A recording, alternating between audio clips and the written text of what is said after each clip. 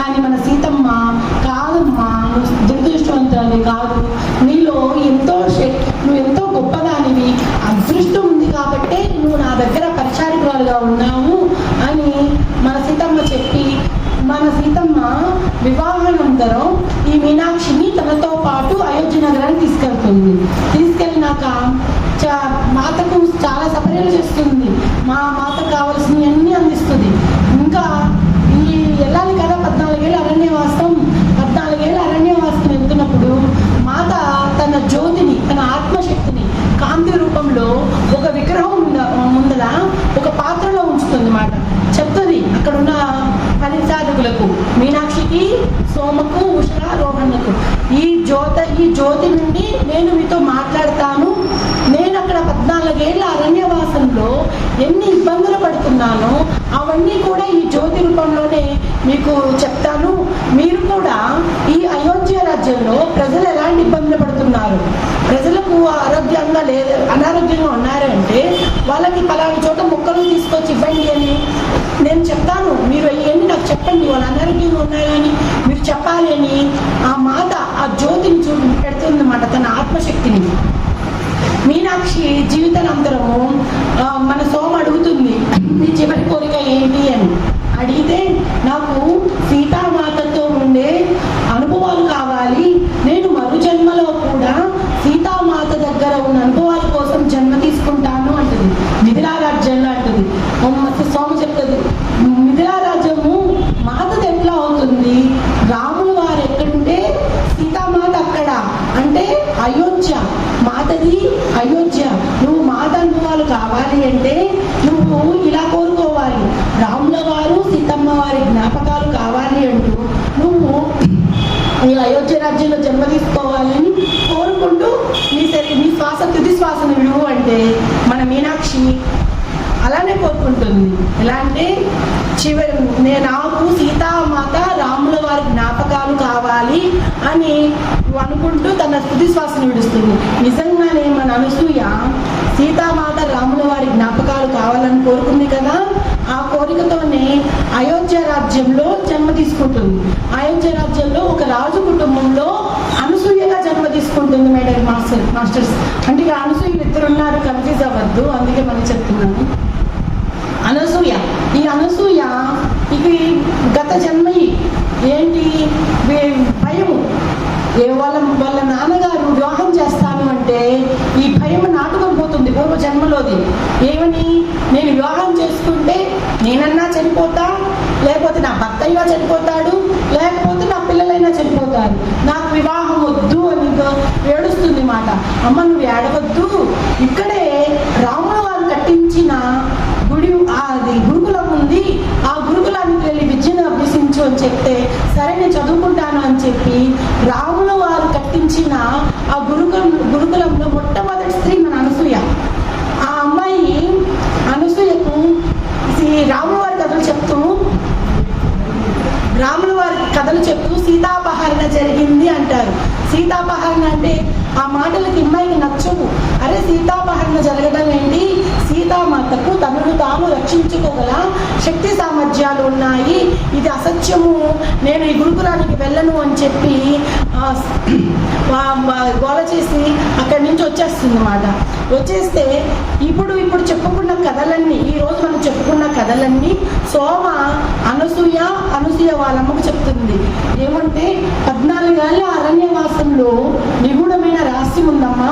అదేంటంటే ఈ రాక్షసులు ఋషి గ్రంథాలను కాల్చివేస్తున్నారు, వాళ్ళకు విద్యను అభ్యసించడానికి వీలు లేకుండా వాళ్ళని చంపివేస్తున్నారు. ఆ ఋషి గ్రంథాలను కాపాడడానికే మన సీతారామ లక్ష్మణులు 14 ఏళ్ళ అరణ్యవాసము, ఇది నిగూఢమైన రహస్యము అని చెప్తారన్నమాట. చెప్పినాక ఇంకా సీతమ్మ కథలు చెప్పుకోవాలి అని ఎంతో ఆశగా చూస్తుంది మన అనసూయ. చెప్తాను మా ముందర భోజనం చేద్దాము అని చెప్పి భోజనం చేసినాక అత్రి మహర్షి అనసూయ ఎంత గొప్ప ఋషి అంటే ఆమె తన జ్ఞాన సాధనలంతా ఆ జ్ఞాన ఫలమంతా ఉపయోగించి మందాకిని అనే నదిని తీసుకొస్తుంది అని చెప్తుంది. ఎందుకంటే మందాకిని నదిని ఇక్కడ రాక్షసులు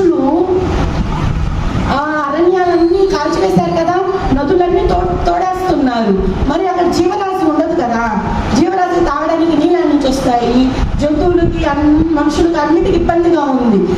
అది గమనించిన ఈ అనసూయ ఆవిడ బాగా ధ్యాన సాధన చేసి ఆ దివ్యలోకాల్లో ఉన్న మందాకిని నదిని కలుస్తుంది. అమ్మా, నువ్వు భూమి మీదకు రావాలి, నువ్వు భూమి మీదకు వస్తే సస్యశ్యామలం అవుతుంది.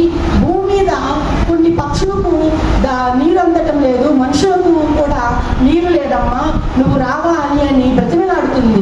బ్రతిమలాడితే మందాకిని అమ్మ చెప్తుంది, అమ్మా నువ్వు నన్ను ఎక్కడికి రమ్మంటున్నావు, ఒకసారి చూడు, నువ్వు రమ్మన్న ప్రదేశము ఎలా ఉందో చూడు, కాల్చి వేసిన చెట్లు అంతా, భూమాత అంతా అసలు గందరగోళంగా ఉంది. అక్కడ ఎటువంటి జీవరాశి లేదు, ఎటువంటి జీవరాశి లేని చోటకి నన్ను రమ్మంటున్నావు, ఇది ఎంతవరకు భాగ్యము. ఇక్కడ చూడు, ఈ దివ్యతలంలో, ఈ దివ్యలోకంలో చూడు, రకరకాల పక్షులు, జంతువులు, నెమళ్ళు అవన్నీ నా చుట్టూ చేరి ఎంతో ఆనందంగా ఉన్నాయి.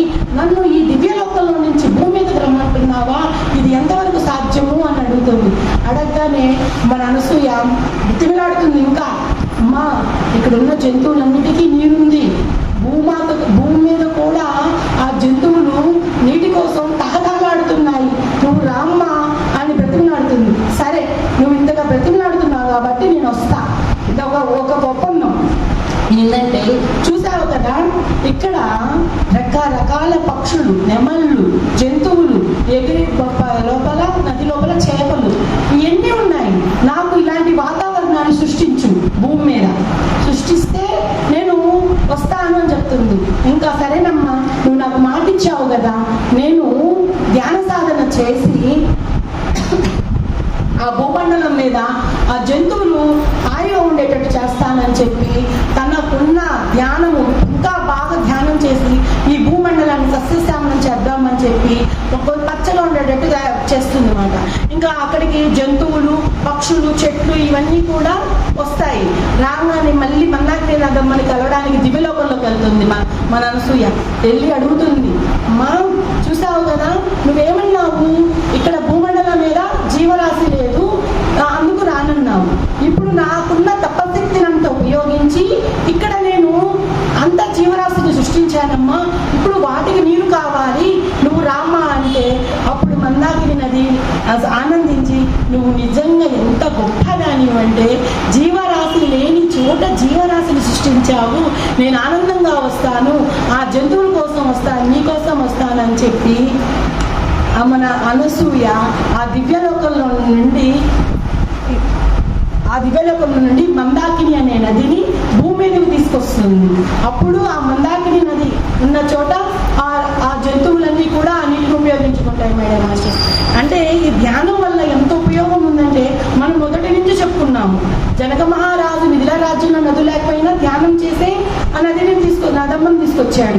ఇక్కడ ఋషులు కూడా, మన అనసూయ కూడా ఋషి అనసూయ, ఈ ఋషి అనసూయ కూడా దివ్యలోకంలో ఉన్న మందాకిని అనే నదిని ఈ భూమి మీదకి తీసుకొచ్చింది. ఇదంతా కూడా ధ్యానం వల్లనే సాధ్యమైంది. ఇంకా అనసూయ చెప్తుంది సీతమ్మకు, సీతమ్మ ఇక్కడ ఎంతో మంది రాక్షసులు ఉన్నారు, వీళ్ళని కట్టడి చేయడం మా వల్ల కావడం లేదు, వాళ్ళని కట్టడి చేయడం రాముల వారి పనే, మేము మాకున్న ధ్యాన సాధనలు చేసిన ఆ ఫలమంతా కూడా రాముల వారికి సీతమ్మ మీకే ఇస్తాము, ఎందుకంటే రానున్న రోజుల్లో కఠినమైన రోజులు, వాటిని ఎదుర్కొనే శక్తి కావాలి అంటే ఈ ధ్యాన ఫలాన్ని మీకే ఇస్తాను అని చెప్పి ఈ ఋషి అనసూయ అత్రి మహర్షి వీళ్ళిద్దరూ వాళ్ళు చేసిన ధ్యాన సాధన ఫలాలన్నీ కూడా మన రాముల వారికి సీతమ్మ వారికి ఇస్తారు. ఎందుకంటే రానున్న రోజుల్లో ఇంకా కఠినమైన రోజులు, వాటిని ఎదుర్కోవాలి అంటే మన రాముల వారికి సీతమ్మ వారికి కూడా శక్తి ఉండాలి కదా, అందుకని చెప్తారన్నమాట. ఇక్కడి నుంచి మీరు ముందుకెళ్తే కీకారణ్యం ఉంటుంది, ఈ కీకారణ్యంలో ఇంకా రాక్షసులు ఉన్నారు, వాళ్ళు ఎదుర్కోవాల్సిన శక్తి సామర్థ్యాలు కూడా మీరే ఉండాలి అని అత్రి మహర్షి అనసూయ అంటే వీళ్ళున్న చోట రాక్షసులను చంపేసి ఇంకొంచెం ముందుకు వెళ్తారనమాట కీకారణ్యం. అక్కడ కూడా కొన్ని వేల మంది రాక్షసులు ఉంటారు. అబ్బా, అసలు నువ్వు ఆ రాక్షసులు చేసిన దాడికి ఎంతో మంది ఋషులు, ఋషికుమారులు వీళ్ళు కూడా పక్షులు, జంతురాశి, జీవరాశికి కూడా గాయాలవుతుంటాయి. ఇది చూసి నా మాత ఎంతో దుఃఖిస్తుంది. అయ్యో, వీళ్ళు ఎంత పని చేస్తున్నారు, వీళ్ళు చేసిన ఈ దౌర్జన్యం వలన అమాయకమైన పక్షులు బలవుతున్నాయి, అమాయకమైన జంతువులు బలవుతున్నాయి, అసలు ఏంటి ఈ దౌర్జన్యము అని మాత అడిగితే రాముడు వారు చెప్తాడు, ఇది మొదటి యుద్ధమే కాదు, ఇలాంటి యుద్ధాలు మనం ఎన్నో చూడాలి, మనము ధైర్యంగా ఉండాలి సీత, నువ్వు దీన్ని చూస్తే భయపడితే ఎలా, నువ్వు బాధపడకు అని చెప్పి రాముడు వారు ఉచ్చగిస్తారన్నమాట. ఇంకా అక్కడి నుంచి దండకార్యానికి వెళ్తారు. అక్కడున్న రాక్షసులను చంపేసి దండకార్యానికి వెళ్తారు. అక్కడ కూడా చాలా మంది రాక్షసులు ఈ మన ఇది దండయాత్రలు చేస్తుంటారు అన్నమాట.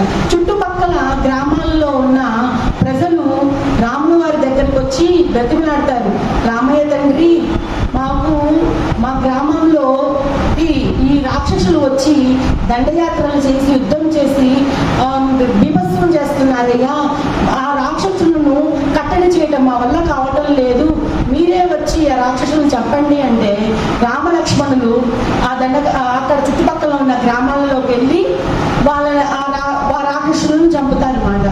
ఇంకా ఇక్కడ రాముల వారు సీతా లక్ష్మణుల వారి కుటీరంలో ఉన్నారని తెలుసుకొని కొంతమంది ఋషులు వస్తారు. వచ్చి వాళ్ళు చెప్తారు, ఈ రాక్షసులు ఎంత భయంకరమైన యుద్ధాలు చేస్తున్నారంటే మా గ్రంథాలను కూడా కాల్చివేస్తున్నారు, ఋషి కుమారులు ఎక్కడ చదువుకుంటున్నారు అని వాళ్ళని చంపివేస్తున్నారు రామ, వాళ్ళని కట్టడి చేయడం మీ వల్లేను అని చెప్తారన్నమాట.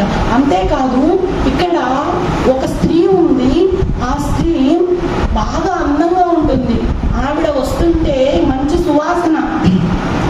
ఈ స్త్రీ ఏం చేస్తుందంటే ఋషి కుమారులు చదువుకుంటున్నారని చెప్పి వాళ్ళను మాయ చేసి, తన అందచందాలతో మాయ చేసి దూరంగా తీసుకెళ్తుంది. ఆమెతో పాటు వెళ్ళిన ఋషి కుమారులు మళ్ళీ తిరిగి రావడం లేదు. ఆమె ఎవరో నువ్వే కనుక్కొని ఆ స్త్రీని కూడా నువ్వే చంపాలి రామా అని చెప్తారన్నమాట. అసలు అప్పుడు సీతమ్మ అడుగుతుంది, అసలు ఋషులకు కూడా మంత్రాలు తెలుసు కదా, ఋషులు కూడా ధ్యానం చేసి వాళ్ళకు కూడా మంత్రాల విద్య ఉంది, మీరు మంత్రాలు పఠించి ఆ రాక్షసులను అడ్డుకోలేరా అని అడుగుతుంది మన మాత. అడగగానే అమ్మా, మేము మంత్రాలు ఉచ్చరిస్తాము, మంత్రాలను ఉచ్చరించి ఆ యుద్ధం చేయగలము, కానీ ఆ మంత్రాలను తిప్పి కొట్టగల సామర్థ్యము ఈ రావణుడు వాళ్ళ సైనికులకు నేర్పాడమ్మా అని చెప్తారు. రావణుడా అని చెప్పి సీత మాకు ఒక్కసారి అరుస్తుంది. అనగానే రాముల వారు అడుగుతారు, ఏంటి రావణాన్ని అని అరుస్తున్నావు, నీకు రావణుడి గురించి తెలుసా అంటే, అవును నాకు తెలుసు రావణుడి గురించి, నా చిన్నతనంలో మా మిథిలా రాజ్యంలో మహాదేవుని విల్లు ఉంది, ఆ విల్లు తీసుకెళ్ళడానికని మా తండ్రి గారి దగ్గరకు వచ్చాడు, అప్పుడు మా తండ్రి గారు ఇవ్వనన్నాడు, మా తండ్రి గారు మీది చిన్న రాజ్యమే కదా, మీ చిన్న రాజ్యానికి నేనెంతో గొప్ప శివభక్తుణ్ణి, నా దగ్గర ఉండాల మహావిల్లు, మాది లంకారాజ్యం చాలా పెద్దది, ఇంత చిన్న రాజ్యంలో మీ మహాదేవుని విల్లేంది అంటే, మేము రాజ్యాలను విస్తరించడానికి ఈ విల్లును ఉపయోగించట్లేదు, మేము ఈ మహాదేవుని విల్లుని పూజించడానికి ఉపయోగిస్తున్నాము, నేను ఈ విల్లుని ఇవ్వను అంటాడు. అసలు నువ్వు ఇచ్చేదేంటి, నేనే తీసుకెళ్తాను అని బలవంతంగా తీసుకెళ్ళబోతుంటే ఆ మహాదేవుని విల్లు రాకపోయేసరికి కోపంతో ఇంకా ధ్యాన సాధనలు చేయడానికని అక్కడి నుంచి అదృశ్యమైపోయాడు. ఇప్పుడు మీరు చెప్తుంటే నాకు అర్థమయ్యింది, అతను దక్కించుకోలేదు కదా మహాదేవుని విల్లు, ఆ అహంకారంతోనే ఇంకా ధ్యాన సాధనలు చేసి ఈ రాక్షసులను నిన్ను ప్రేరేపిస్తున్నాడు, తనకున్న శక్తినంతా కూడా దీనికి ఉపయోగిస్తున్నాడా, అయ్యో అని చెప్పి మన సీతామాత చెప్తుంది. చెప్పగానే రామలక్ష్మణులు అంటారు, అసలు మనము ఎందుకు యుద్ధం చేయకూడదు, ఇప్పుడే ఆ రావణుడి మీద ఎంత నాశనం చేస్తున్నాడు, చెట్లను, ఋషి పిల్లలను, ఋషి కుమారులను, ఋషి పత్నులను అందరినీ తీసుకెళ్ళిపోతున్నాడు, మనం యుద్ధానికి సిద్ధమవుదాము అన్నయ్య అని చెప్పి లక్ష్మణుల వారు రాముల వారిని అడుగుతారు. అప్పుడు రాముల వారు చెప్తారన్నమాట, మనం యుద్ధం చెయ్యాలి అంటే అక్కడ రావణునికి ఉన్న శక్తి సామర్థ్యాలు తెలుసుకోవాలి సోదరా. ఏంటంటే ఇప్పుడు రావణుడు ఎంత శక్తివంతుడు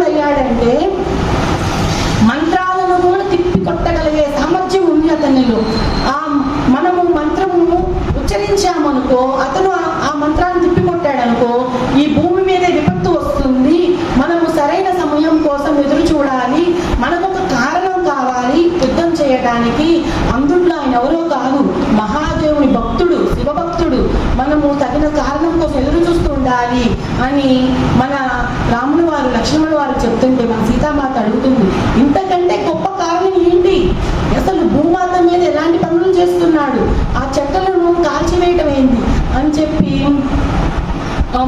సీతామాత రాముల వారిని అడిగితే, లేదు సీత, ఓపిక పట్టు, సమయం వస్తుంది, ఆ రావణుడి శక్తి ఎప్పుడైతే క్షీణిస్తుందో అప్పుడు మనం యుద్ధానికి సిద్ధమవుదాము, ఆ శక్తి క్షీణించడానికి కూడా టైం పడుతుంది, మనం ఎదురు చూడాలి, దానికోసము సరైన కారణం కావాలి ఆ రావణుని ఎదుర్కోవడానికి అని మన రాముల వారు చెప్తాడు. ఇంకా సీతామాత అక్కడికి వచ్చిన ఋషులకు భోజనం పెట్టి ఇంకా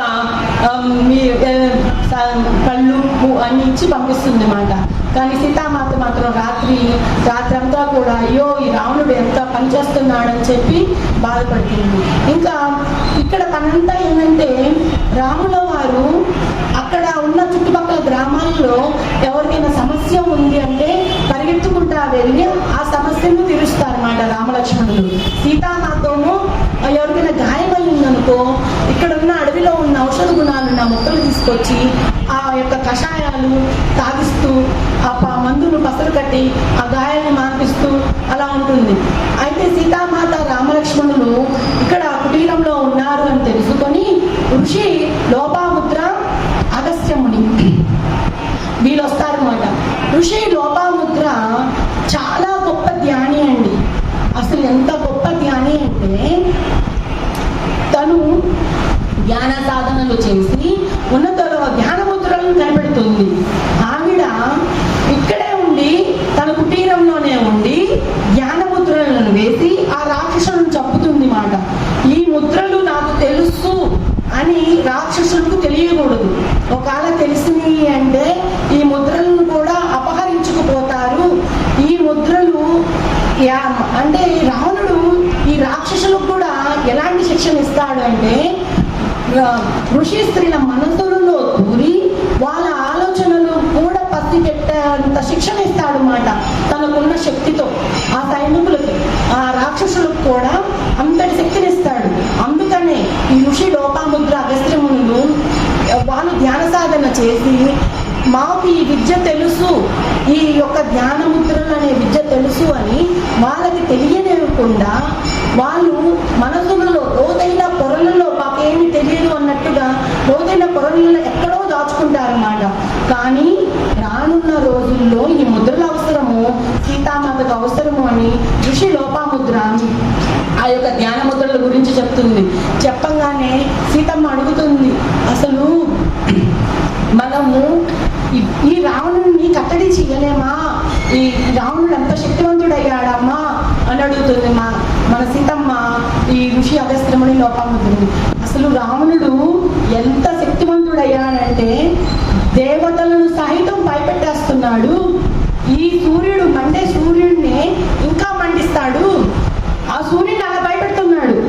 నువ్వు మండే సూర్యుడివి, నేను మండిస్తా నాకున్న శక్తితో అంటాడు. చల్లగా ఉన్న చంద్రుడిని ఇంకా వణికిస్తాడంట. అసలు భూమాతను ఆ భూమండలాన్ని మొత్తాన్ని తన చేతిలో తీసుకొని పిండిలా చేస్తాడంట. అలాంటి మాటలు ఉచ్చరిస్తున్నాడు. ఆ మాటలన్నీ కూడా మాకు వినపడుతున్నాయి. ఈ రావణుడికి ఈ దేవతలను కూడా భయపడుతున్నారే, ఈ దేవతలు కూడా ఏం చేయలేకపోతున్నారే, మేము దేవతాలోకంలో తీసుకొచ్చిన ఆ మంత్రాలను ఉచ్చరించడానికి కూడా భయం కలిగేటట్టు చేస్తున్నాడు ఈ రావణుడు, అంత శక్తివంతుడు అయ్యాడమ్మా అని చెప్పి ఋషులు ఈ మన సీతమ్మకు చెప్తారు. మా రాముల వారితో మనం ఏం చేయలేమా అని మళ్ళీ అడుగుతుంది. మా రాముల వారము మనము సరైన సమయం కోసం ఎదురు చూడాలి, తొందరపడకూడదు అని చెప్తారన్నమాట. ఇంకా అక్కడి నుంచి పంచవటికి వెళ్తారు. పంచవటి ఎలా ఉంటుందంటే రకరకాల పక్షులు, జంతువులు, వాగులు, వంకలు అన్నీ ఎంతో సుందరంగా ఉంటుంది. మాతకి ఆ ప్రదేశం చూడంగానే అబ్బా పంచవటి ఎంత బాగుంది, మొన్నటి దాకా నేను ఆ యొక్క అరణ్యంలో కాలిన చెట్లను, ఆ యొక్క గాయపడిన మనుషులను, జంతువులను చూసి నా మనసంతా దుఃఖమైపోయింది. కానీ ఇక్కడ మనసు ఎంతో ప్రశాంతంగా ఉంది ఈరోజు మనం పంచవటికి చేరుకున్నాము. పంచవటి ఎంతో చూడటానికి చాలా అందంగా ఆకర్షణీయంగా ఉంది, ఎంతో బాగుంది కదా అని రాములు వారితో చెప్తే, రాములు వారు నీకు అంత బాగా నచ్చిందా సీత, అయితే మనం ఇక్కడే ఉన్నాము అని చెప్పి ఆ పంచవటిలో కుటీరం ఏర్పాటు చేసుకుంటారు అక్కడే ఉండటానికి. కొన్ని రోజులకు మాత సీతకు అర్థమవుతుంది, పంచవటి ఇంత సుందరంగా ఉన్నప్పటికీ ఏదో లోటు ఉందండి, మీకు తెలియడం లేదా అని అడుగుతుంది. అవును నిజమే, పంచవటి సుందరంగా ఉన్నప్పటికీ ఏదో లోటు ఉంది, మనం నాకు అర్థమవుతుంది సీత అని అనగానే రాముల వారి దగ్గరికి సీతమ్మ వారి దగ్గరికి ఋషులు వస్తారు. వచ్చి చెప్తారు, పంచవటి ఇంత సుందరంగా ఉంది అంటే కారణం ఎవరో తెలుసా? గోదావరి నది. గోదావరి నదికి మా మాత సీతారాములు లక్ష్మణులు ఒక గుహలో ఉన్నప్పుడు మాత దాహంగా ఉంది అంటే గోదావరి నదమ్మ ప్రత్యక్షమయ్యి ఆ నీటిని అందిస్తుంది కదా. అప్పుడు రాములు వారు ఏమంటారు? సమృద్ధిగా ఉండుగాక అంటారు. అప్పుడు సీతమ్మ, నువ్వు సమృద్ధిగా ఉండటమే కాకుండా నీ చుట్టూ ఉన్న పక్షులు, జంతువులు ఇవన్నీ కూడా చాలా సంతోషంగా ఉండాలి, నువ్వు ఉన్న చోట పంటలతో సస్యశ్యామలంగా ఉంటుంది అని మన సీతమ్మ చెప్తుంది మాట. వాళ్ళు ఎప్పుడైతే ఆశీర్వాదం ఇచ్చారో ఆ ఆశీర్వాద బలం వలన ఆ యొక్క పంచవటి అనేది సస్యశ్యామలంగా ఉంటుంది. మై డియర్ మాస్టర్స్, అక్కడ పంచవటిలో మెయిన్ ఈ రావణుడికి ముఖ్య సైనాధ దక్షుడే ఉంటాడు. అక్కడ అతను ఏం చేస్తాడంటే నీళ్లను, ఆ గోదావరి నదిలో ఉన్న నీళ్ళనన్నీ తోడేస్తుంటాడు. ఈయన తనకున్న శక్తినంతా ఉపయోగించి ఆ యొక్క నదిలో ఉన్న నీళ్లను తోడేస్తున్న ఈ రాముల వారు సీతమ్మ ఇచ్చిన ఆశీర్వాదం వల్ల ఆ నీటి శాతం పెరుగుతుంది.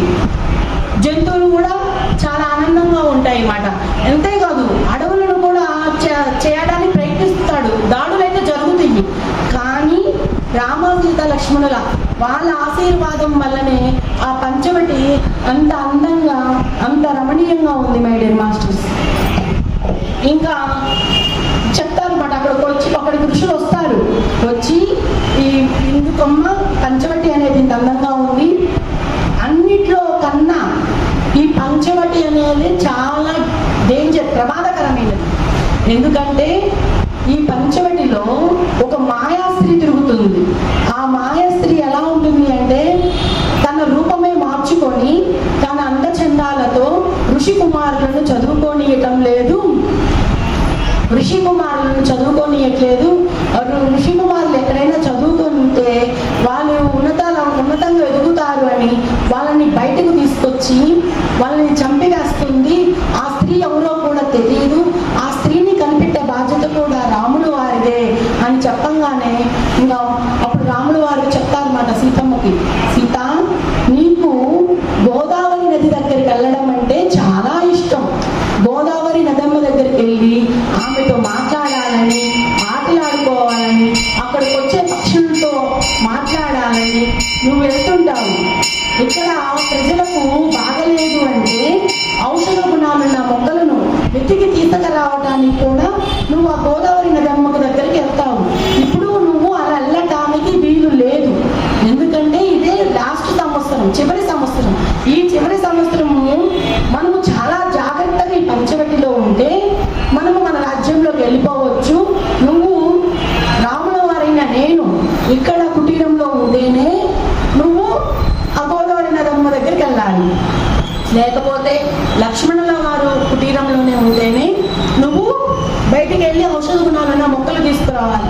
మా ఇద్దరిలో ఎవరో ఒకరు కుటీరంలో ఉంటేనే నువ్వు బయటకు వెళ్ళాలి, ఆ గోదావరమ్మ నదితో ఆటలు ఆడుకోవడానికి వెళ్ళాలి, నువ్వు వెళ్ళటానికి వీలు లేదు అని చెప్పి రాములు వారు చెప్తారు. నిజమే, సీతమ్మకు చాలా స్వేచ్ఛ. ఎంత స్వేచ్ఛ అంటే ఆ అత్తకు ఎవరిని అడగాల్సిన అవసరం లేదు. పశుపక్ష పశుపక్షాలతో మాట్లాడాలి అంటే ఎవరిని అడగదు. ఆమె వెళ్ళి చక్క పశుపక్షాలతో మాట్లాడుతుంది. కానీ ఈ పంచవటిలో ఈ మాయాస్త్రి తిరుగుతుంది కదా, అందుకని రాములు వారు పదే పదే చెప్తారన్నమాట. రాములు వారు ఉంటేనే నువ్వు వెళ్ళాలి కుటీరంలో, లక్ష్మణుల వారు ఉంటేనే నువ్వు వెళ్ళాలి, మా ఇద్దరిని లేకుండా నువ్వు మాత్రం గోదావరి నదితో కలవడానికి వీలు లేదు అని గట్టిగా చెప్తారు. ఇంకా రాముల వారు లక్ష్మణుల వారు అనుకుంటారన్నమాట, అయ్యామని ఇది పంచవటి చూడటానికి సుందరమైనదే, కానీ మనము ఇప్పుడే ఈ సంవత్సరమే చాలా జాగ్రత్తగా ఉండాలి అన్నయ్య. మీరు ధ్యానం చేస్తున్నప్పుడల్లా ఈ రాక్షసులు ఆశ్రమం మీద దాడి చేయకుండా ఉండటానికి నేను కాపలాగా ఉంటాను అని చెప్పి రాముల వారు ధ్యానం చేస్తుంటే లక్ష్మణుల వారు కాపలా కాస్తుంటారన్నమాట, రాక్షసులు దాడి చేయకుండా. లక్ష్మణుల వారు నిద్రపోరు. లక్ష్మణుల వారు నిద్రపోకుండా రాముల వారిని సీతమ్మని కనిపెట్టుకుంటూ ఉంటారు. ఎందుకంటే ఆ రాక్షసులు ఏ రూపంలో అయినా వచ్చి దాడి చేస్తారేమోనని. ఇంకా లక్ష్మణుల వారు కొన్ని రోజుల పాటు నిద్రపోకపోయేసరికి అతని కళ్ళు బాగా లోపలికి వెళ్ళిపోయి ఆరోగ్యం క్షీణిస్తుంది మాట. క్షీణిస్తే సీతమ్మ బాధపడిపోతుంది. అయ్యో నా కుమారుడు లక్ష్మణుడు ఆయనకి బాగలేదే, నేను వెళ్ళి ఔషధ గుణాలున్న మొక్కలు తీసుకురావాలి, నాకోమో ఇక్కడ నుంచి వెళ్ళటానికి వీలు లేదంటున్నారు, నేను ఎలా వెళ్ళాలి? అక్కడ చూస్తే నమ్మ లక్ష్మణుల వారికి బాగాలేదు, రాముల వారేమో ఎప్పుడు చూసినా ఆ చుట్టుపక్కల గ్రామాలలో ఎవరికైనా సమస్య వచ్చిందంటే పరిగెత్తుకుంటా వెళ్ళి సమస్యలు తీరుస్తున్నాడు, లక్ష్మణుల వారికోమో నీరసంగా ఉన్నారు, నేను ఎలాగైనా ఔషధ గుణాలున్న మొక్కలు తీసుకురావాలని సంకల్పించుకుంటుంది. సంకల్పించుకుంటే మరుసటి రోజే యథావిధిగా రాముల వారికి ఆ పంచవటి చుట్టూ ప్రక్కల ఉన్న గ్రామస్తులను పెద్ద ఆయన గ్రామస్తుడు వచ్చి, రామా మా గ్రామంలోకి ఒక రాక్షసి స్త్రీ ఆవిడ ఏం చేస్తుందంటే బాగా దాడులు చేస్తుంది, నువ్వు కానీ ఈ క్షణాన కానీ రాకపోతే మా గ్రామంలో ఉన్న ప్రజలందరూ మొట్టుమాయమైపోతారు, నువ్వు ఈ క్షణాన్ని బయలుదేరి మా గ్రామానికి రావాలి రామా అని చెప్పి ఆ గ్రామస్తులో పెద్ద అడగగానే సీత చెప్తారు, సీత నేను గ్రామానికి వెళ్తున్నాను, నువ్వు ఇక్కడ నుంచి వెళ్ళొద్దు, నువ్వు ఔషధ గుణాలైన మొక్కల కోసము వెళ్తావు, లక్ష్మణుల వారు ఉన్నారు, నువ్వు జాగ్రత్త, నువ్వు ఎక్కడికి వెళ్ళొద్దు, నేను వెళ్ళి ఆ సమస్య అంటూ పరిష్కరిస్తాను అని చెప్పి రాముల వారు ఆ గ్రామానికి వెళ్తారన్నమాట. వెళ్ళినప్పుడు సీతమ్మకు బాధ ఏంటి, లక్ష్మణుల వారికి అనారోగ్యంగా ఉంది, ఆయన ఆరోగ్యంగా ఉండాలంటే ఔషధ గుణాలున్న మొక్కలను తేవాలి, మా లక్ష్మణుల వారు ఆ కుటీరం బయటే ఉండి కాపలా కాస్తున్నారు, మాతకి ఏం కాకూడదు, మాతని చాలా జాగ్రత్తగా చూసుకోవాలి అని. ఇంకా లక్ష్మణుల వారికి కూడా అనిపిస్తుంది కదా, ఇంకా కుటీరం లోపలికి వెళ్ళి విశ్రాంతి తీసుకుంటాడు అన్నమాట. ఇంకా మాత నేను విశ్రాంతి తీసుకుంటానంటే సరే నాయన నువ్వు లోపలికి వెళ్ళి విశ్రాంతి తీసుకో అని చెప్తే ఆయన వెళ్ళి లోపలికి వెళ్ళి విశ్రాంతి తీసుకుంటాడు. ఇంకా సీతమ్మ సరే లక్ష్మణుల వారు ఇక్కడ విశ్రాంతి తీసుకుంటున్నారు, నేను అతను విశ్రాంతి తీసుకుని మళ్ళీ వచ్చే లోపలే నేను వెళ్ళి ఔషధ గుణాలున్న మొక్కలను తీసుకురావాలి అని చెప్పి గబా బుట్ట తీసుకొని ఆ మొక్కలు తీసుకురావడానికి గోదావరి నది దగ్గరికి వెళ్తుంది.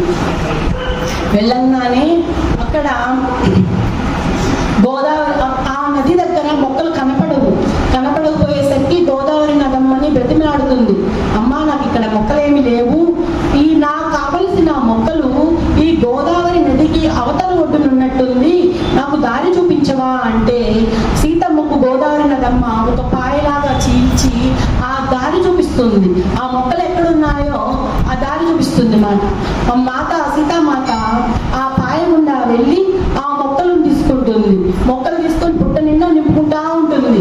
అంతలో మాతకి మంచి స్వరం, అద్భుతమైన స్వరం, ఎంత బాగుందంటే వినటానికి చాలా బాగుంది, ఆ పాటలు వింటూ తన్మయత్వం ఉండిపోయింది సీతామాత.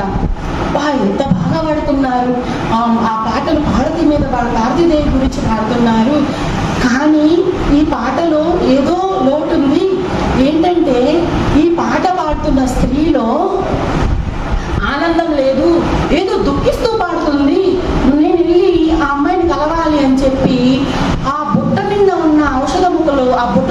వెళ్ళంగానే ఆ పాటలు పాడుతుంది కదా, ఆ శబ్దం నుండి వెళ్తుంది మాట, వినపడే ఆ శబ్దం వైపు నుంచి ఆ కుటీరం దగ్గరికి వెళ్తుంది. వెళ్ళంగానే ఆ అమ్మాయి, ఆ కుటీరంలో ఉన్న స్త్రీ ఎంతో దుఃఖిస్తూ పార్వతీమాత విగ్రహము తల పెట్టుకొని, ఆ కాళ్ళ దగ్గర తల పెట్టుకొని, అమ్మా పార్వతీమాత నువ్వే దిక్కు అన్నట్టుగా ఏడుస్తూ పాడుతుంది మాట. అది చూసి సీతామాత అయ్యో ఏమైంది స్త్రీకి, అలా పాడుతుంది, ఇంత దుఃఖంలో ఉంది, ఇప్పుడు నేను వెళ్ళి మాట్లాడే స్థితిలో ఆ స్త్రీ లేదు, నేను ఇక్కడ ధ్యానం చేసి ఆ స్త్రీ ఎందుకు దుఃఖిస్తుందో నేను కనుక్కుంటాను అని చెప్పి మాత గుమ్మం ముందరే ధ్యానం చేస్తుంది. ఎందుకంటే ఆ స్త్రీ ఎందుకు దుఃఖిస్తుందో నాకు తెలియాలి అని మాత. ఇంకా పాట ఆగిపోతుంది కదా, పాట పాడడం, ఇంకా ఏంది మా పాట శబ్దం వినపడటం లేదే అని చెప్పి కళ్ళు తెరవంగానే చూస్తుంది మాట ఆ స్త్రీ గుమ్మం ముందే ఉంటుంది కదా మాత. అసలు ఆ చంద్రిక అమ్మాయి కూడా వచ్చి అసలు ఎవరు నువ్వు అని అడుగుతుంది. అంటే నేను సీతమ్మ ఇక్కడే ఉంటాను అని చెప్తే, నువ్వు నన్ను మోసం చేయడానికి వచ్చావా? ఇప్పుడు వరకు నన్ను మోసం చేసింది చాలు, నా దగ్గర నువ్వు తీసుకెళ్ళడానికి ఇంకేమీ లేదు, నా దగ్గర ఎవరు లేరు, నువ్వు నన్ను మోసం చేయడానికి వచ్చావు పో అంటుంది సీతమ్మను. ఆ మాట విని సీతమ్మ, అమ్మా నువ్వు ఎవరు అనుకుంటున్నావో ఒక్కసారి చూడు తల్లి, నా కళ్ళల్లో కళ్ళు పెట్టి చూడు, నువ్వు అనుకున్న స్త్రీని నేను కాదు అంటే, మళ్ళీ అసలు నువ్వు ఎందుకు వచ్చావో నాకు తెలుసు, నన్ను మోసం చేయడానికే వచ్చావు, నన్ను మర్యాదగా వెళ్ళిపో అని చెప్పి గట్టిగా కేకలేస్తుంది. ఇంకా సీతామాత, అమ్మ కాదమ్మా, నువ్వు నన్ను లోపలికి రాని, ముందులో నన్ను లోపలికి రాని, నా కళ్ళల్లో కళ్ళు పెట్టి చూడు, నేను సీతను, నాతో పాటు రామలక్ష్మణుడు ఇక్కడే ఈ గోదావరి నదికి అవతల ఒడ్డున కుటీరంలో ఉన్నాము పంచవటిలో. నీవు ఎంతో బాగా పాటలు పాడుతున్నావు, కానీ ఆ పాటలు పాడుతుంటే మధ్యలో ఏడుపు, దానికి గల కారణం తెలుసుకోవడానికి వచ్చానమ్మా, నువ్వు నా కళ్ళలో కళ్ళు పెట్టి చూడు అంటే అప్పుడు చూస్తుంది మాట. చూస్తే అమ్మ కళ్ళు ఎలా ఉంటాయండి? ప్రేమతో ఉంటాయి. రాక్షస స్త్రీల కళ్ళు క్రూరత్వంతో ఉంటాయి. ఇవి కనిపెట్టేస్తుంది మాట. అమ్మా నువ్వు చెప్పింది నిజమే, నువ్వు సీతమ్మవే, నీ కళ్ళల్లో ఎంతో ప్రేమతత్వం ఉంది. ఇక్కడ తిరిగే స్త్రీ క్రూరురాలు, ఆమె కళ్ళల్లో ఎంతో క్రూరత్వం ఉంది, నన్ను క్షమించు తల్లి, నువ్వు లోపలికి రా అని చెప్పి ఆ సీతమ్మని లోపలికి తీసుకొస్తుంది. తీసుకురాగానే అప్పుడు అడుగుతుంది మాట, అసలు ఎవరు నువ్వు ఎందుకు దుఃఖపడుతున్నావు అంటే చెప్తుంది, నా పేరు చంద్రిక, నేను మా ఆయన ఋషి ఆశ్రమంలో విద్యాభ్యాసం చదువుకున్నాము, పాఠాలన్నీ బాగా నేర్చుకున్నాము, మమ్మల్ని మెచ్చి మా గురువులు ఇక్కడే మీరు సుదూర ప్రాంతంలోకి వెళ్ళి ఒక గురుకులాన్ని ఏర్పాటు చేసి మీరు పిల్లలకి విద్య నేర్పించండి అని చెప్పి మా గురువు గారు మాకు ఆశ్రమం కట్టించారు, మేము ఇక్కడే ఉండి పిల్లలకు విద్యను నేర్పుతున్నాము అని చెప్తుంది. మరి నీ దుఃఖానికి గల కారణం ఏంటమ్మా అని అడుగుతుంది మాత. ఎక్కడి నుంచి వచ్చిందో తెలియదమ్మా, అసలు ఎంత వంచకురాలంటే ఇక్కడ చదువుకున్న విద్యార్థులందరినీ మోసం చేసి తన వైపే తీసుకెళ్తుంది. తనతో పాటు ఒక మంచి సువాసన, దానితో పాటు తన ఒక కుండలో భోజనం, ఆ భోజనం కానీ తిన్నారు అంటే ఆమె మాయలో పడాల్సిందే, ఆమె ఏది చెబితే అది చేస్తారు. నేను కూడా తిన్నానమ్మా, కానీ మాయలో పడ్డాను, కానీ నేను తెలుసుకున్నా అది వంచన అని. అక్కడ చదువుకున్న విద్యార్థినులు ఎలా ఉన్నారంటే, ఆ స్త్రీ పని చేయండి అంటే పరుగున పరిగెత్తుకుంటా వెళ్ళి ఆ పని చేయడానికి వెళ్తారు. ఈ స్త్రీ ఆ కుమారులు అక్కడికి వెళ్ళగానే చంపేస్తుంది. ఎవరైతే ఈ స్త్రీ వెళ్ళిన వాళ్ళు మళ్ళీ మా ఆశ్రమానికి రావట్లేదు. అది నేను గమనించి మా ఆయనకి చెప్పాను. ఏమనంటే, ఆ స్త్రీ మంచిది కాదు, క్రూరురాలు, మీరు ఇది గమనించారా?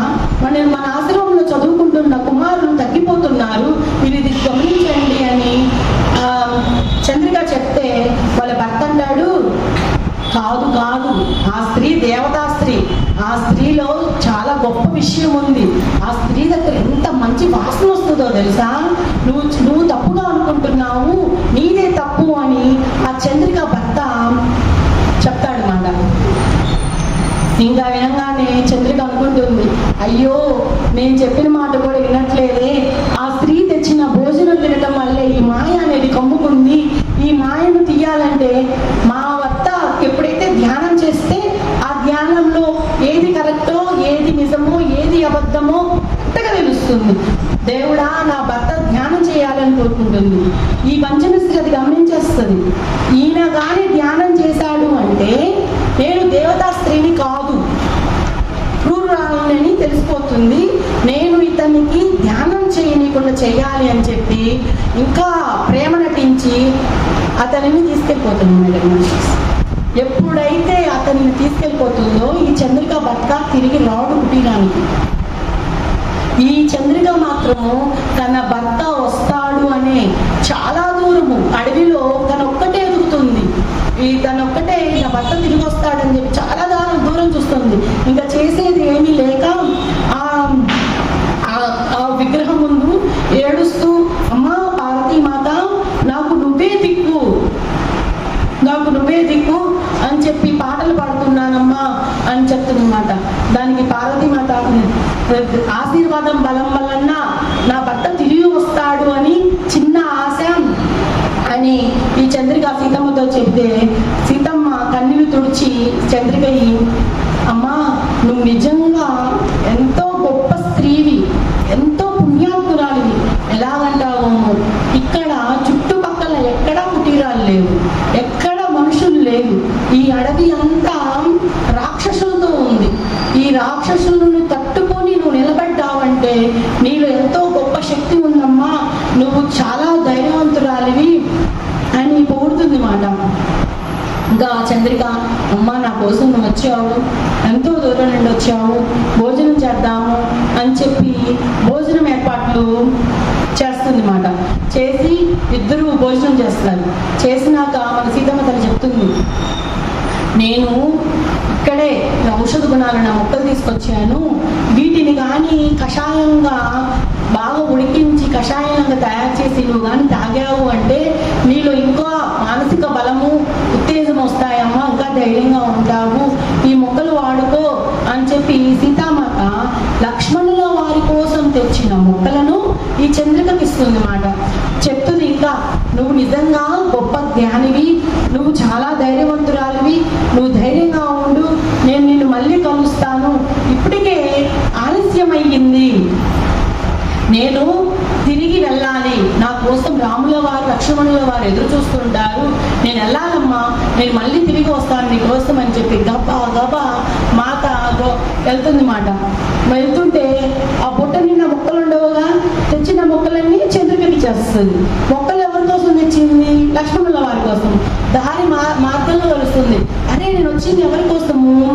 లక్ష్మణుల వారి కోసం కదా, లక్ష్మణుల వారి కోసం మొక్కల కోసం వచ్చాను, ఇప్పుడు బుట్ట నిండా మొక్కలు లేవు అని చెప్పి మళ్ళీ ఆ మొక్కలు ఎక్కడైతే ఉన్నాయో అక్కడికి వెళ్ళి ఆ మొక్కలన్నీ తెచ్చి ఆ బుట్టలో వేసుకొని గబా గబా వెళ్తుంది మాట, పరిగెడుతుంది మాత. ఎందుకంటే రాముల వారు లక్ష్మణుల వారు చెప్పారు కదా, కుటీరం నుంచి బయటికి వెళ్ళకూడదు, చాలా దుర్బలమైన స్థితి ఇక్కడ, ఎంతో మంది రాక్షసులు, కంటికి కనపడని రాక్షసులు ఉన్నారు అని చెప్తారు కదా. ఇంకా అమ్మో రాముల వారు తెలిస్తే కోపడతారని చెప్పి గబా గబా లక్ష్మణుల వారి కోసం మొక్కలు తీసుకొని వెళ్తుంది. ఇంకా ఆ లక్ష్మణుల వారు కూడా విశ్రాంతి తీసుకొని కుటీరం బయటకు వచ్చి ఎదురు చూస్తూ ఉంటారు. సీతామాత లేదే, రాముల వారు లేదే, ఒకవేళ వాళ్ళిద్దరు కలిసే వెళ్ళుంటారులే, కానీ లోపల భయం, సీతమ్మ ఎక్కడికి వెళ్ళిపోయిందో, సీతమ్మకి ఆ ఎగిరే పక్షులన్నా ఆ నదమ్మతో మాట్లాడాలన్నా చెప్పా పెట్టకుండా వెళ్ళిపోతుంది. ఈ సీత మనం నిన్నే చెప్పుకున్నాం కదా, ఈ బయటికి వెళ్ళకూడదు అని, ఏ ఔషధ గుణాలున్న మొక్కల కోసం వెళ్ళిందో సీతమ్మ అని చెప్పి కంగారు పడుతూ అటు ఇటు తిరుగుతూ ఉంటాడు కుటీరం ముందర. దూరం నుంచి సీతామాత చూసి, అయ్యో లక్ష్మణుల వారు నా కోసం ఎదురు చూస్తున్నాడు, నేను వెళ్ళి పలకరించాలని చెప్పి వెళ్ళి లక్ష్మణుల వారిని కలుస్తుంది మాట. ఏంటి లక్ష్మణ అంటే, మాత నువ్వు వచ్చావు, మరి రాముల వారు ఏది అని అడుగుతాడు లక్ష్మణుడు. అదేంటి రాముల వారు ఇంకా రాలేదా? రాముడు అంటే మీరిద్దరూ కలిసి వెళ్ళారనుకున్నాను, మీరిద్దరూ కలిసి వెళ్ళలేదా, ఒక్కదాన్ని వెళ్ళావా మొక్కల కోసము అంటే, అవును నేను నీకు బాగలేదు కదా ఆరోగ్యము, నువ్వు నిద్రపోవట్లేదు, నీ కళ్ళు బాగా ఇదిగా ఉన్నాయి, ఈ ఔషధ గుణాలు ఉన్న మొక్కలు వాడితే నువ్వు స్వస్థత చెందుతావు, అందుకోసమే నేను ఆ మొక్కల కోసమే వెళ్ళాను అని మాటలో ఎంతో దుఃఖం మాట. ఎందుకంటే మాట ఎక్కడి నుంచి వచ్చింది? చంద్రిక దగ్గర నుంచి. ఆ పరిస్థితిని మనసులో పెట్టుకొని దుఃఖపడుతూనే తన కుటీరంలోకి వెళ్ళి ఆ యొక్క మొక్కలను కషాయాలు తయారు చేస్తుంది మాట. లక్ష్మణుల వారికి అర్థమవుతుంది మాత ఎందుకు దుఃఖపడుతుంది, మాతలో దుఃఖపడడానికి కారణం ఏంటి అని. మన సీతమ్మ అనుకుంటుంది, ఈ సీతమ్మ దుఃఖపడడానికి కారణం ఏంటి అని లక్ష్మణుల వారు అనుకుంటారు. అనుకుంటాం రాముల వారు కూడా వస్తారు. రాముల వారు ఎక్కడికి వెళ్ళారు? గ్రామంలో ఉన్న రాక్షసులను చంపడానికి కదా. వాళ్ళని చంపి మౌనంగా వస్తారన్నమాట ఆశ్రమానికి. ఆయనలో కూడా ఆనందం లేదు, దుఃఖం తన్నుకొని వస్తుంది. ఏంటి? సీతామాతను చూస్తే సీతామాత దుఃఖంగానే ఉంది, రాముల వారిని చూస్తే రాముల వారు దుఃఖంగానే ఉన్నారు, నాకు ఏం మాట్లాడటం లేదే, ఏం జరుగుతుంది అని చెప్పి లక్ష్మణుల వారు అనుకుంటారు. ఇంకా భోజనం సమయం అవుతుంది. భోజనం తినేటప్పుడు వీళ్ళిద్దరూ రాముల వారు సీతమ్మ వీళ్ళిద్దరూ బాధపడుతూ ఉంటారు. అది గమనించిన లక్ష్మణుల వారు అడుగుతారు, అన్నయ్య ఎందుకు నువ్వు దుఃఖపడుతున్నావు, ఏ విషయంలో మీరు దుఃఖపడుతున్నారు అని అంటే చెప్తారన్నమాట రాముల వారు.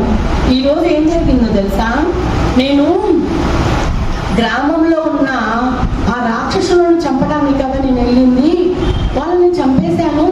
దారి మార్గంలో వస్తుంటే ఒక నదిలో ఒక శవం కనపడింది. ఆ శవంని బయటికి తీయడానికి నాకు సహాయం చేయండి అని చుట్టుపక్కల ఉన్న ప్రజలందరినీ అడిగాను. వాళ్ళెవరు నాకు సహాయం చేయలే. చాలాసేపు నుంచి అందరినీ బ్రతిమలాడుతున్నాను. వాళ్ళు శవం తీయడానికి లోపలికి వస్తున్నారే కానీ ఆ ఋషి ధరించిన కాషాయ వస్త్రాలను చూసి ఆ శవాన్ని బయటకు తీయకుండా అటించేట వెళ్ళిపోతున్నారు. మరి ఆ శవం బయటకు తీయాలి కదా, ఎవరు సహాయం చేయట్లా. చాలా సమయం పట్టింది నాకు. ఇంకా అటువైపుగా వస్తున్న ఋషి కుమారులను చూసి బ్రతిమిలాడాను, అయ్యా ఆ శవము ఆ నదిలో కొట్టుకొని పోతుంది, మనం ఆ శవాన్ని బయటకు తీద్దాము, నాకు సహాయం చేయండి అంటే అప్పుడు రాముల వారికి సహాయం చేయడానికి ఆ ఋషి కుమారులు వచ్చి సహాయం చేస్తుంటారు అన్నమాట. ఆ శవం బయటికి తీయడానికి చూస్తారు, కాషాయ వస్త్రాలు ధరించి ఉంటాయి. ఓ వీడా దుర్మార్గుడు అని వస్తారు.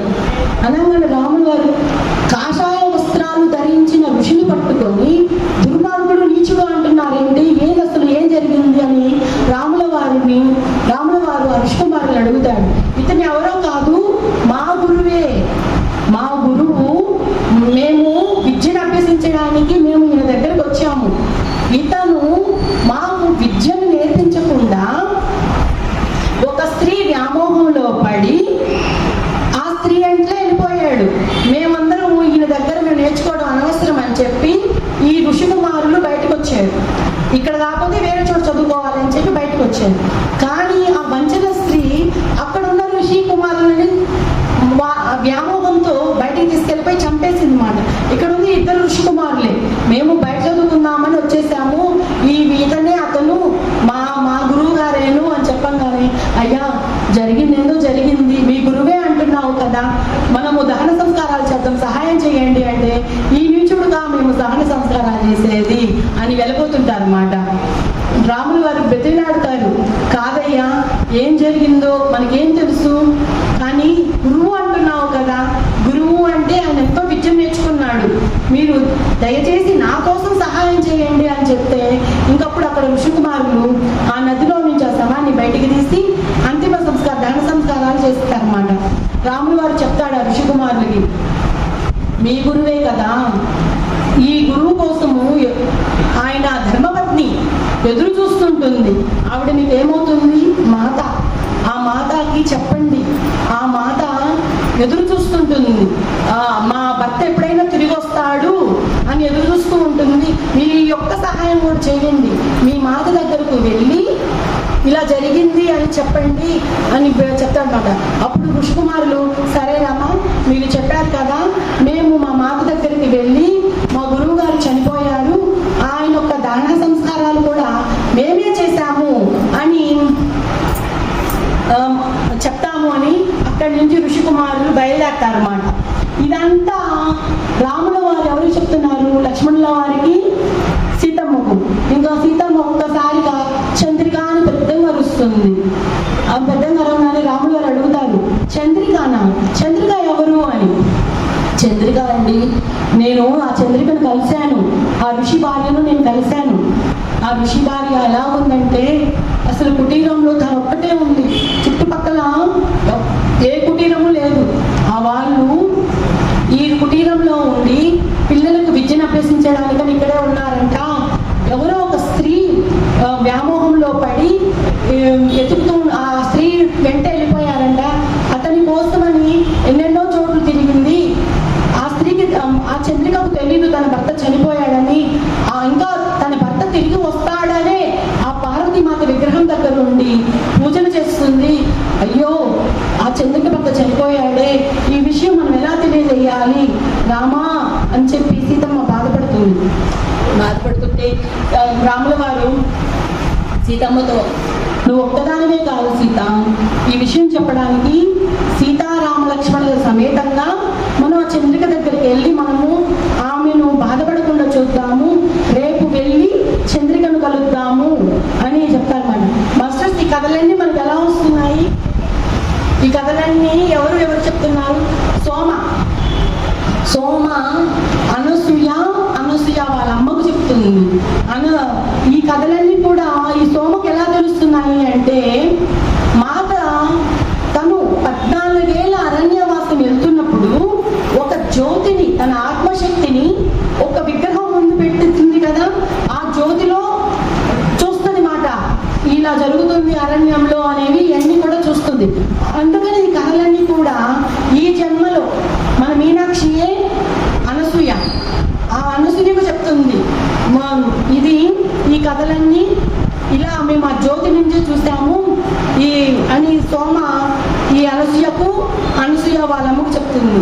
ఇంకా చెప్తుంది, మన భోజనం చేసే సమయం అయ్యింది, రండి భోజనం తిందామని చెప్పి భోజనం తిన్నాక ఇంకా ఈ అనసూయ, అసలు సీతమ్మ ఎన్ని కష్టాలు పడిందో కదా, ఇన్ని కష్టాలా, అసలు ఎన్ని కష్టాలు అంటే, అవునమ్మా నేను ఎన్ని చూశాను. ఆ రాక్షసులతో ఒకరోజు యుద్ధమే చేయలేకపోయాడు రాముడు. అసలు కొన్ని వేల రాక్షసులను పంపాడు రావణుడు.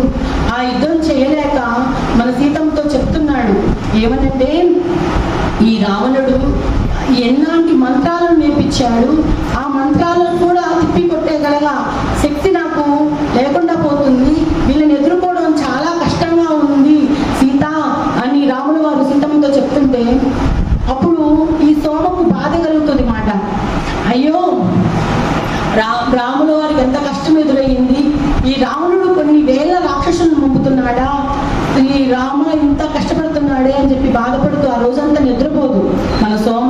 నిద్రపోకపోయేసరికి తెల్లారుజామున తన మనసు కుదుటపడడం కోసం సరియు నది దగ్గరికి వెళ్ళాము, అక్కడన్నా ఆ నది ప్రేమ వల్లన్నా నేను నా మనసు కుదుటపడుతుందో అని ఈ సోమ మాతకు కావలసిన దీపం ముందు మాతకు కావలసిన వస్త్రాలను ఆభరణాలను అన్ని సర్ది ఆ యొక్క సరియు నది దగ్గరికి వెళ్తుంది.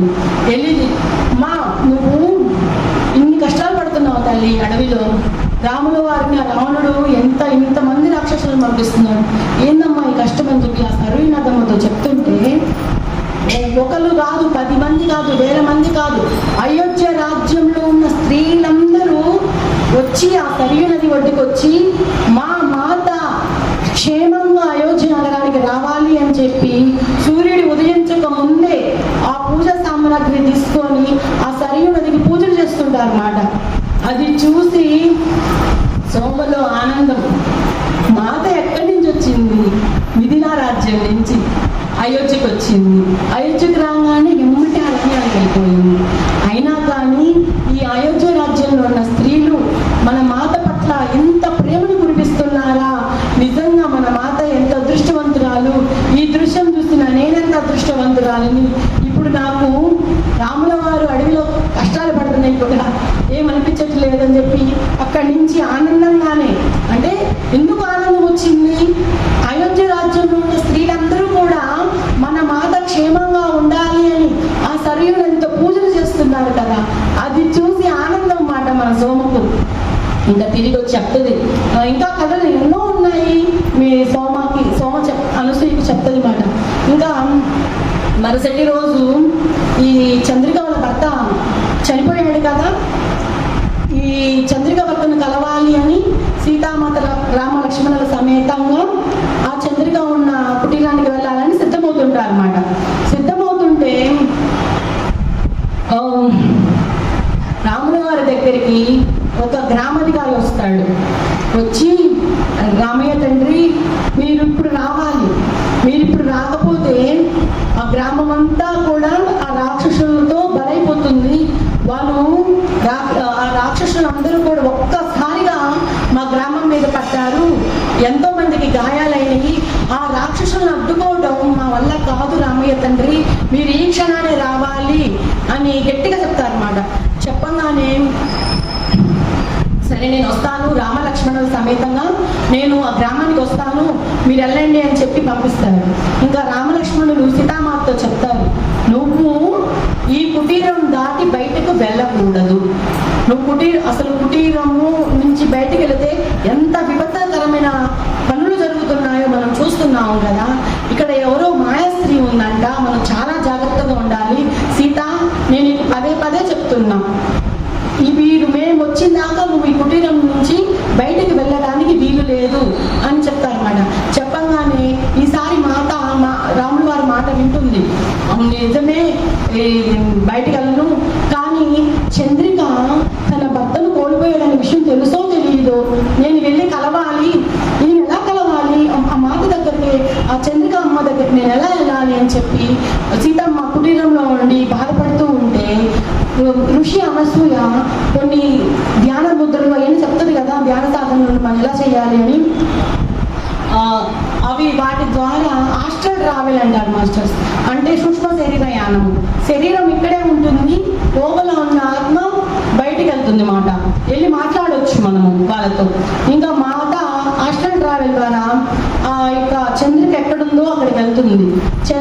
మాత వెళ్ళేసరికి అక్కడికి ఋషి కుమారులు వచ్చి, అమ్మా మన గురువు గారు చనిపోయారమ్మా అని చెప్తారు.